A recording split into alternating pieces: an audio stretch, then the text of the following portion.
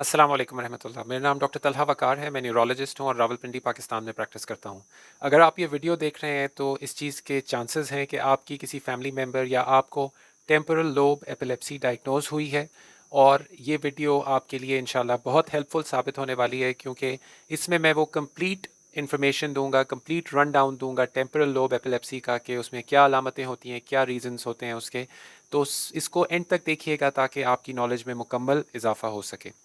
Temporal lobe epilepsy अक्सर neurology and epilepsy clinic में हम लोग देखते हैं। यूजुअली ये पेशेंट्स तकरीबन 15, 16, 18 साल से लेकर 22, 25 साल की उम्र तक के होते हैं। तो ज़िंदगी की दूसरी या तीसरी दहाई में ये मरीज़ होते हैं, और उस वक्त क्योंकि जवान होने का, बढ़ने का वक्त होता है, तो बहुत सी दफ़ा ये जो वालदेन ऐसे बच्चों के होते हैं या वो मरीज़ ख़ुद भी, उनके लिए बहुत ही ज़्यादा तकलीफ़ दे और तशवीशनाक होते हैं, और बहुत सी दफ़ा वो बड़े डिस्टर्ब्ड आते हैं क्योंकि ये दौरा हुआ होता है। टेम्पोरल लोब एपिलेप्सी को समझने से पहले ये ज़रूरी है कि मैं उन दो टाइप के दौरों के मुतालिक आपको बताऊं, जिसमें हम बड़ी एक डिवीज़न करते हैं मिर्गी के दौरों की। कुछ दौरे होते हैं जिनको हम जनरलाइज्ड सीजर्स कहते हैं। जनरलाइज का मतलब कि पूरे एरिया पे मुहित। तो जब पूरे दिमाग में स्पार्किंग या एबनॉर्मल डिस्चार्ज होता है बिजली का, तो उससे जनरलाइज सीजर हो सकता है।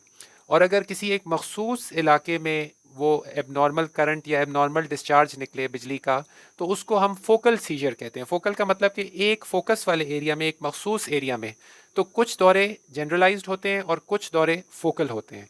तो जिस दौरे की आज हम बात करने वाले हैं, यानी टेम्पोरल लोब सीजर्स, इनकी शुरुआत फोकल होती है, एक मखसूस दिमाग के इलाके से होती है, और वो एरिया टेम्पोरल लोब होता है। हमारा दिमाग मुख्तलिफ हिस्सों में तकसीम हुआ हुआ है, और जो इसको समझने वाले, देखने वाले लोग थे, साइंसदान, उन्होंने उसको मुख्तलिफ नाम दिए हैं। जैसे कि आगे वाला हिस्सा फ्रंटल लोब, साइड वाला हिस्सा पेराइटल लोब, पीछे वाला हिस्सा ऑक्सीपिटल लोब, और जो साइड पे कनपट्टी के अंदर वाला एरिया में दिमाग होता है उसको हम टेम्पोरल लोब कहते हैं। इसी वजह से कि इस एरिया को हम लोग टेम्पल, कनपट्टी को अंग्रेज़ी ज़बान में टेम्पल कहा जाता है, तो वो टेम्पोरल लोब कहलाया। अगर तो उस एरिया में कोई एबनॉर्मल गिल्टी हो, या कोई छोटा मोटा ट्यूमर हो, या कोई ब्रेन को डैमेज हुई हो किसी पहले एक्सीडेंट में, या फिर किसी पहले दिमाग की बीमारी या गर्दन तोड़ बुखार में, तो उस एरिया से जो एबनॉर्मल करंट या स्पार्क निकलता है उसको हम फोकल सीजर या टेम्पोरल लोब सीजर कहते हैं। अब इसकी भी, टेम्पोरल लोब सीजर की भी, जो न्यूरोलॉजिस्ट हैं उन्होंने तकसीम कर ली है। कुछ मीजियल टेम्पोरल लोब सीजर्स हैं, यानी जो अंदर की साइड है, मीडियल यानी अंदर वाली साइड के जो टेम्पोरल लोब से दौरे निकलते हैं उनको मीजियल टेम्पोरल लोब एपिलेप्सी कहते हैं, और जो साइड वाली एरिया से निकलते हैं उसको लैटरल कहते हैं। खैर, उस बारीकी में जाने की ज़रूरत नहीं है, लेकिन अगर आपके डॉक्टर साहब ने आपको ये बीमारी डायग्नोज की है तो ये एक फोकल एपिलेप्सी है।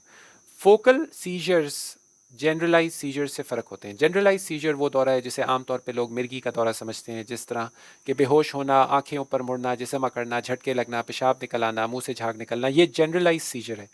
फोकल सीजर की अलामात अमूमन थोड़ी सी मुख्तलिफ होती हैं। इसके अंदर मरीज़ अचानक गुमसुम हो सकता है, इधर उधर देखना शुरू कर दे। इसी वजह से कुछ लोग इसको स्टेरिंग एपिसोड या एब्सेंट सीजर भी कहना शुरू कर देते हैं, यानी गुमसुम हो जाता है मरीज़ कुछ सेकंड के लिए, 15, 20, 30 सेकंड के लिए।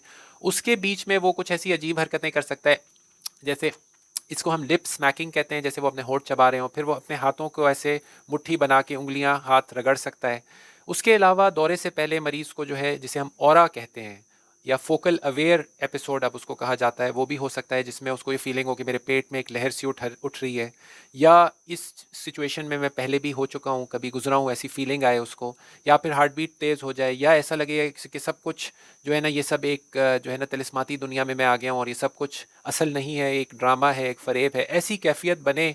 तो ऐसी ऑरा भी फोकल सीजर से पहले हो सकती है, और फिर फोकल सीजर होता है उसके बाद, या कभी नहीं भी होता।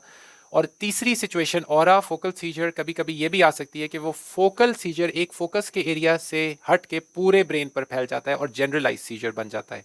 तो ऑरा, फोकल सीजर और फिर जनरलाइज सीजर, ये सब टेम्पोरल लोब एपिलेप्सी में हो सकते हैं। यानी वो एबनॉर्मल स्पार्क जब पूरे ब्रेन को पकड़ लेता है, सीज कर लेता है, तो ये जनरलाइज सीजर बन जाता है। टेम्पोरल लोब सीजर की जो मुख्तलिफ वजूहत मैंने पहले बताई कि ये ट्यूमर से हो सकता है, पुरानी चोट से हो सकता है, उसके अलावा पहले अगर गर्दन तोड़ बुखार हुआ उससे हो सकता है, कोई और तरह की गिल्टी या पैदाइशी एबनॉर्मेलिटी टेम्पोरल लोब में हो उससे भी हो सकता है, और एक कम परसेंटेज को मौरूसी तौर पर भी होता है, यानी जेनेटिकली भी temporal lobe epilepsy pass on की जाती है, और ये कम है, बाकी वजूहत ज़्यादा होती हैं।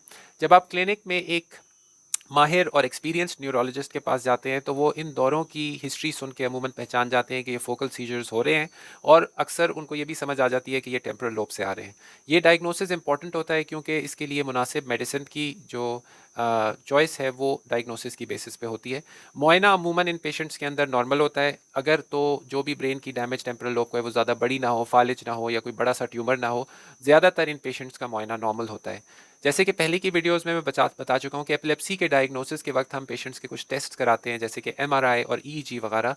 अगर तो इन टेस्ट के अंदर एबनॉर्मेलिटी आए तो पहले दौरे के बाद भी दवा शुरू हो सकती है, लेकिन अगर ये टेस्ट नॉर्मल आ जाएं तो फिर हम दूसरे दौरे का इंतज़ार करते हैं। अल्लाह करे कि दौरा ना हो, ये तो सबसे अच्छा होता है, लेकिन दुनिया में ज़िंदगी में मसाइल भी होते हैं, तो इसलिए अगर दूसरा दौरा हो जाए तो फिर एपिलेप्सी का डायग्नोसिस हो जाता है और फिर हम बग़ैर एबनॉर्मल एमआरआई और ईजी के भी दवा शुरू कर सकते हैं।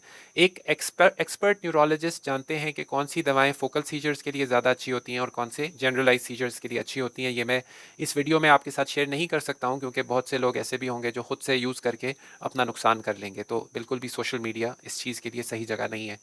फिर उसके बाद अमूमन एपिलेप्सी इन पेशेंट्स के अंदर ये दवा कुछ सालों तक चलती है, मुमकिन है 5 साल तक चले। अगर 5 साल तक दौरा कंट्रोल रहें तो फिर दवा को बाहमी मशवरे के साथ मरीज़, उनके अटेंडेंट्स और डॉक्टर से जो मशवरा करके दवा को बंद किया जा सकता है। लेकिन अगर दौरे होते रहें तो इन दवाओं को लॉन्ग टर्म चलाना पड़ता है। दवा के अलावा कुछ तरह की डाइट्स जैसे कीटोजेनिक डाइट भी यूज़ की जा सकती है ऐसी एपिलेप्सी में अगर दवा से कंट्रोल ना हो रहे हों दौरे। तो उसके अलावा कुछ ऐसी डिवाइसेस हैं जैसे वेगल नर्व स्टिमुलेटर की बात आती है या डीप ब्रेन स्टिमुलेटर की बात आती है, वो भी यूज़ की जा सकती है, लेकिन वो भी ऐसे मरीज़ों में जो दवाओं से कंट्रोल ना हो रहे हों।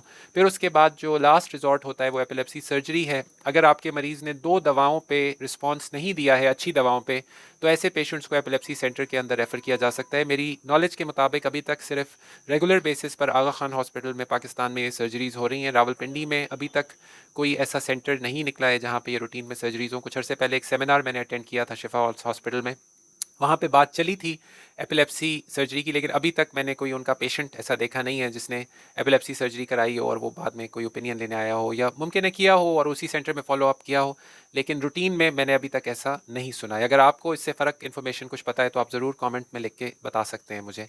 तो अगर तो एपिलेप्सी ऐसे पेशेंट्स में अच्छी तरह कंट्रोल हो जाए, डायग्नोज हो जाए, फिर सही दवा मिले, कंट्रोल्ड हो, तो ये पेशेंट्स काफ़ी अच्छी नॉर्मल ज़िंदगी गुजार सकते हैं। सही दवा के साथ ऐसी मरीज़ाएँ माँ भी बन सकती हैं, दूध पिला सकती हैं। ऐसे मर्द पढ़ाई कर सकते हैं, जॉब कर सकते हैं, बिज़नेस कर सकते हैं, शादी कर सकते हैं, नॉर्मल ज़िंदगी गुजार सकते हैं।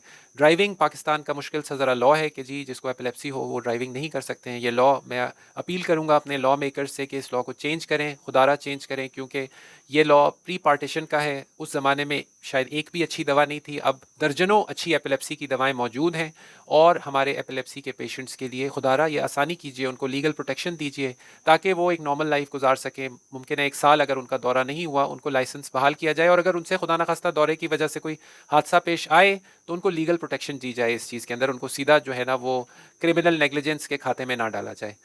मैं उम्मीद करता हूँ कि इस टॉक से आपकी नॉलेज और अवेयरनेस में इजाफा हुआ होगा। अगर आपके कोई सवालात हैं ज़रूर उसको कमेंट सेक्शन में लिख भेजिए। अगर आप किसी और टॉपिक पर एपिलेप्सी या न्यूरोलॉजी से रिलेटेड टॉक सुनना चाहते हैं, बात सुनना चाहते हैं, एक न्यूरोलॉजिस्ट का ओपिनियन लेना चाहते हैं, तो ज़रूर कमेंट्स में लिख भेजिए। मैं आपके कमेंट्स का इंतज़ार रहता है। अपना बहुत ख्याल रखिएगा, मुझे अपनी नेक दुआओं में याद रखिएगा। अस्सलामु अलैकुम व रहमतुल्लाहि व बरकातुहू।